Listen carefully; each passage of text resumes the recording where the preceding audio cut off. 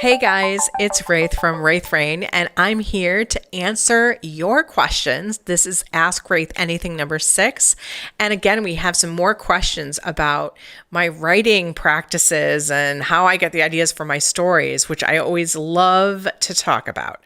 So the first question is, what was the most enjoyable story to write and why?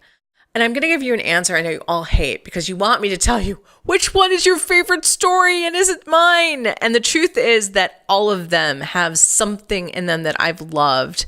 Because really, I only write now what I enjoy and what you guys have told me you enjoy too. So it's like where the two circles intersect, that's where I'm writing. So I'm not unhappy to be doing any of those stories.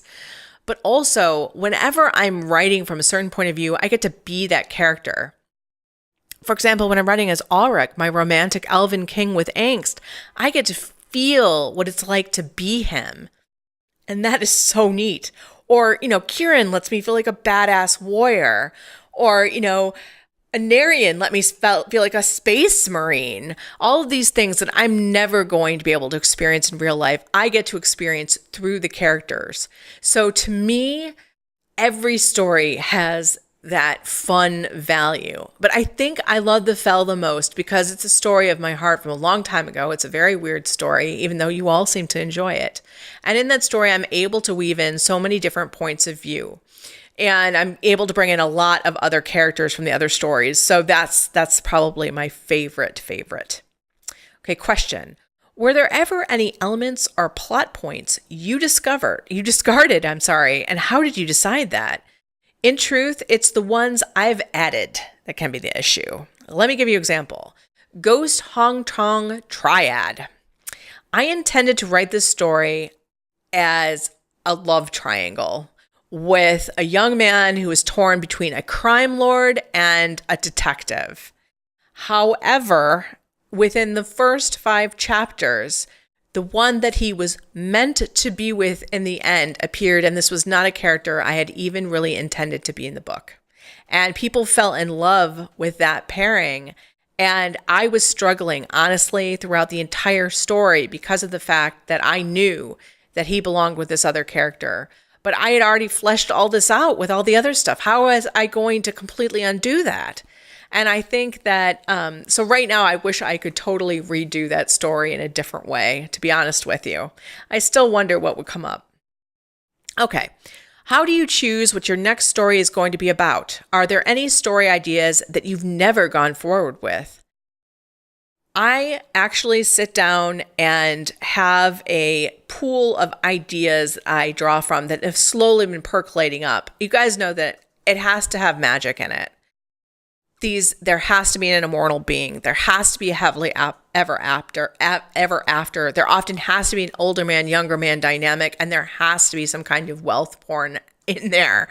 So these are things that are always like consistent. And I love writing vampires, and I love writing elves, and I love writing witches, and I love writing demons. And I'm always sort of looking for other, and I love writing shifters. So I'm always looking within those things. So, okay, we haven't had a shifter story for a while. What's a story I can write that would involve some cool tropes that I know the members like? Who are these main characters? So what I do is I put together a story. I run it by Kat first, and she gives me her looks, which tells me whether it's going to work or not. Then I put it on the blog for you guys to react to. And you tell me a lot of the times, like, nah, I don't think so.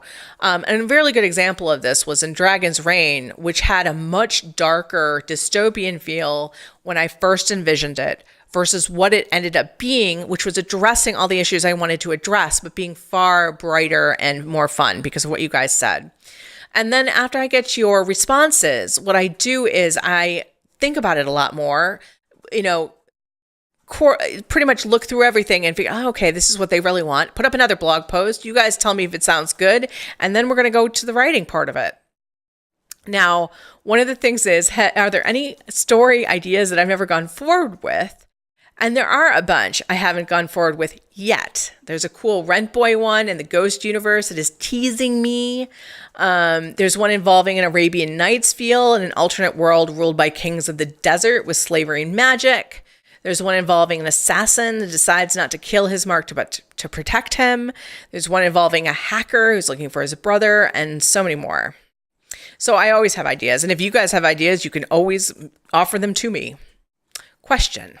How were you able to write multiple stories across one universe like Winterhaven or Abyss that intertwined or affected one another? Basically, in the back of my head, things just mix around and suddenly appear right before me in bright neon letters. Like, Ulrich and Stephanus must be friends. How would that work? How would the fact that Ulrich is an elven king and Stephanus is an alpha incubus cause problems? And that just sets my imagination afire. So basically, it just all sort of works out in the back of my head, like how this is all going to happen. And your guys' comments, when you ask me, like, can't they meet? I'd really like them to meet, really make a big difference. For example, that's why Nate met with Ethan and Scott in the Fell. You update other stories and mangas daily, which is amazing. With such a strict schedule, how do you deal with things like writer's block or personal issues that might make you not want to write for a while? And yeah, that's true, but writing is really my respite. So when things are difficult, writing actually helps me. There have been times, of course, when I'm just scraped clean and I need a little rest. But honestly, I rarely give in to that because members are looking forward to the chapters. Maybe a member has a bad day and my chapter is what they are looking forward to. I don't want to let them down. And this is also the idea that you guys are paying me for a service to tell you stories, and my bad day should not be your bad day. You've paid me, I need to actually produce. And the only times when I've delayed a chapter is when I really just don't think it's of the quality that you guys deserve. And it's normally to the next day, so it's not a really big deal, and I try to do that rarely. It does happen, but really I consider it like a trust that I must follow through with. Okay, question. How did you decide to include taboo topics like incest and rape in your stories? In the beginning, I did so rather naively. The Earl King started the site, which is father-son incest, has been my obsession since I was 12. And I can't even tell you why. Don't worry, my dad didn't molest me, and I had absolutely no interest in him that way. And but it was a crazy idea to think that somebody was going to pay to read it. I mean, to me, I felt it was a little strange. And here I was going to say, oh, this is one of 5 stories, sign up, pay me $9.95 and sign up. But for some reason, I just did it and it worked. And to this day, it is still one of the top read stories on the site. I also didn't at the time, but now I see it as really sex positivity to really include taboo topics. I don't think we should be ashamed of what turns us on because it's not going to be hurting anyone if you're just reading it in a book. How much research into lore is included in your writing process? And the answer is it depends. For things like the Yakuza and Triads, I did quite a bit of research to understand them, but I try to stick with a lot of what I know so it feels authentic. I was wondering if you had any advice for aspiring writers. Now, with self-publishing, there is no such thing as aspiring writers. You either are or you aren't. And what does that mean? You're a writer if you actually write and finish your story. The first one it actually probably will suck, but that's fine. Writing is a muscle that gets stronger the more you do it. I'm going to answer one more question and then I'm going to break off for this one. So this is the last one. And it's actually a doozy. It says, the question is, how do you keep up with stories that you start to lose interest in? The answer is members. Simply put, I've made a promise to the members that the story will be finished and will be as good as I can make it. So I have to put my own feelings to the side and just push through. And I've done it. There have been some stories that have gone off the rails in ways that I haven't liked, and I've wanted desperately to stop them, redo them, go on to something else, but I cannot do that. I have to honor my promises to you guys. Okay, so that's it for now. I'm hopefully that your question was answered, but if you have more, please leave them in the comments and I'll be sure to answer them there. Take care, guys. Thanks.